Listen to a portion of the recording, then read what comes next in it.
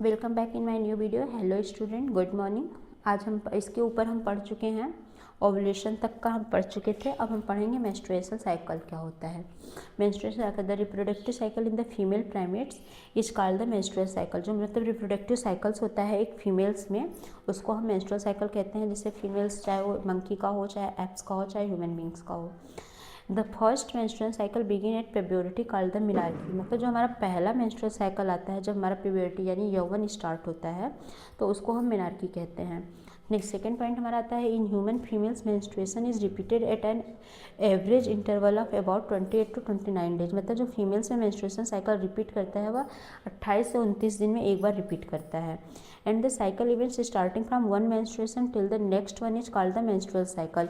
और जो ये हमारा मेंस्ट्रुएशन स्टार्ट होता है एक महीने से दूसरे महीने तक, मतलब एक बार आया फिर उसका जब 28 दिन बाद आता है, तो इसी साइकिल को हम मेंस्ट्रुअल साइकिल बोलते हैं।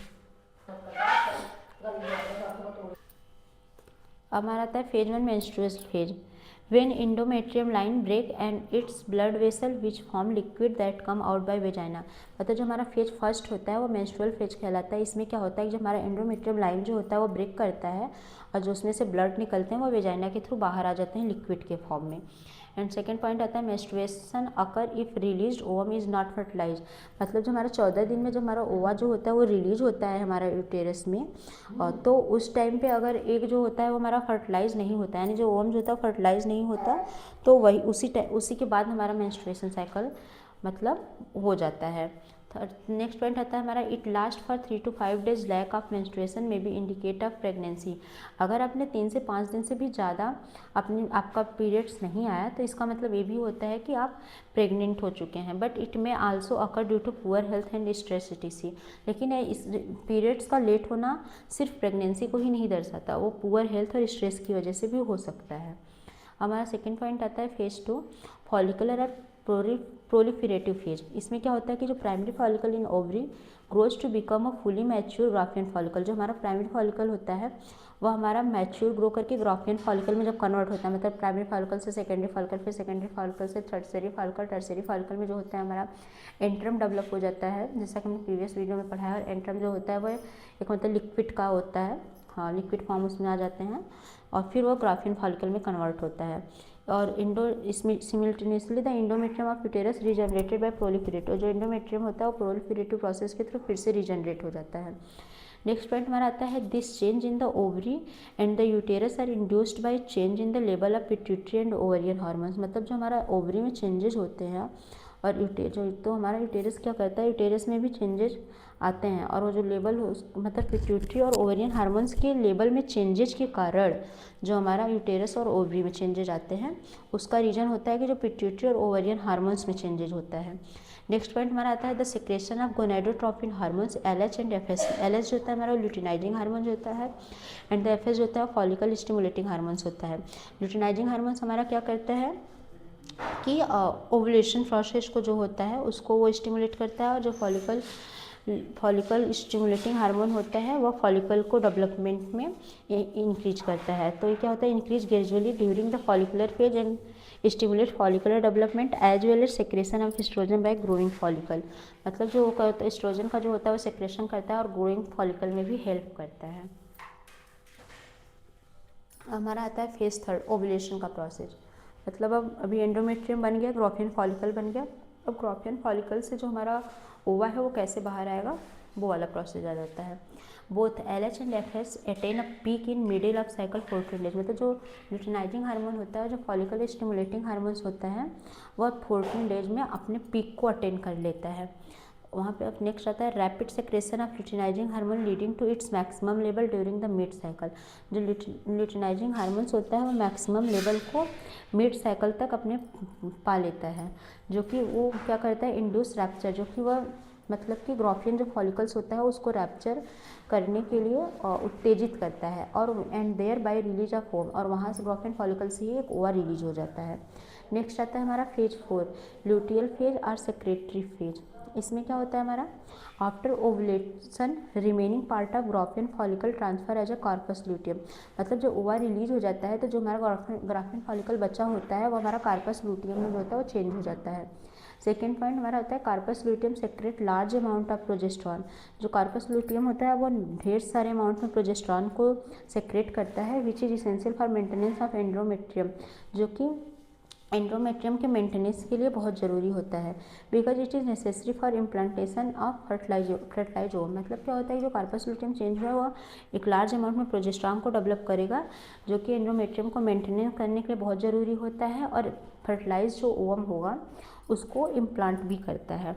नोट में हमारा क्या आता है, in human being menstrual cycle ceases around 15 years of age that is termed as a menopause. मतलब फीमेल में क्या होता है, 50 साल में मेंस्ट्रुएशन साइकिल बंद हो जाता है, जिसको हम मेनोपॉज कहते हैं।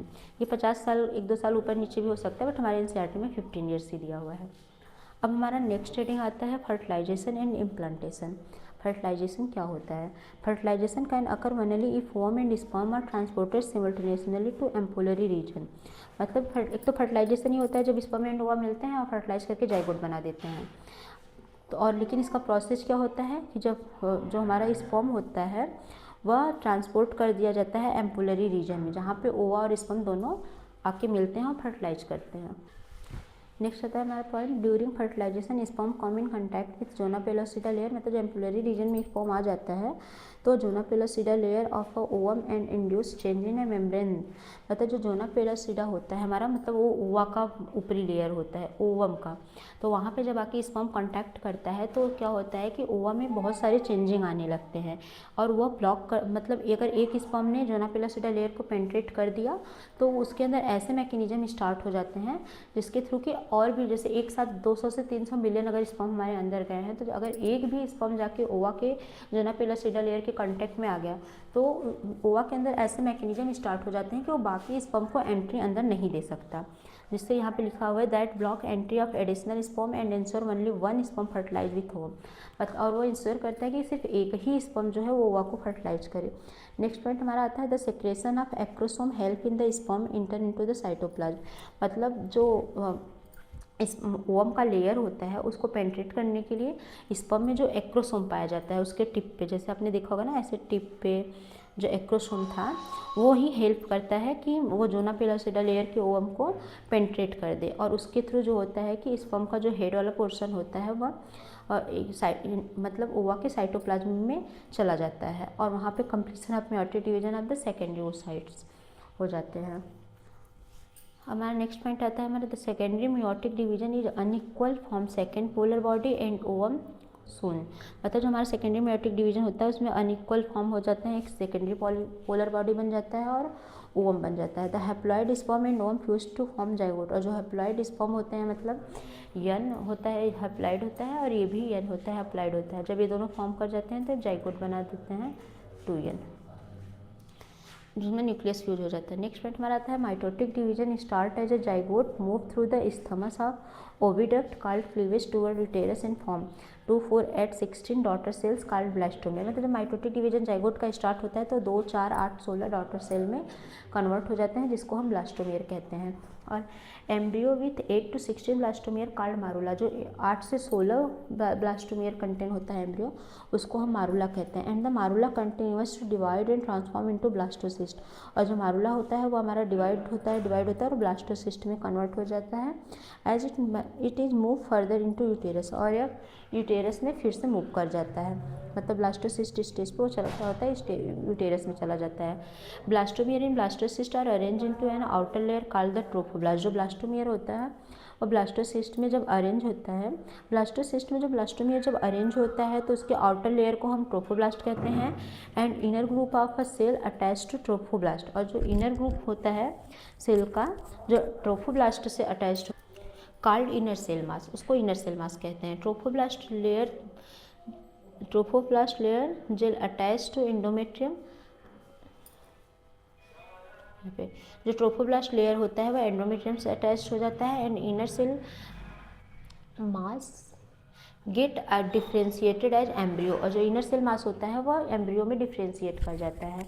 Blastocyst become embedded in the endometrium ये हमारा एंडोमेट्रियम है, सॉरी कुछ गड़बड़ी है। Endometrium of uterus called implantation and leads to pregnancy. जो हमारा ब्लास्टोसिस्ट होता है अब वो एंडोमेट्रियम में इम्बेडेड हो जाता है, मतलब इम्प्लांट कर जाता है, धंस जाता है।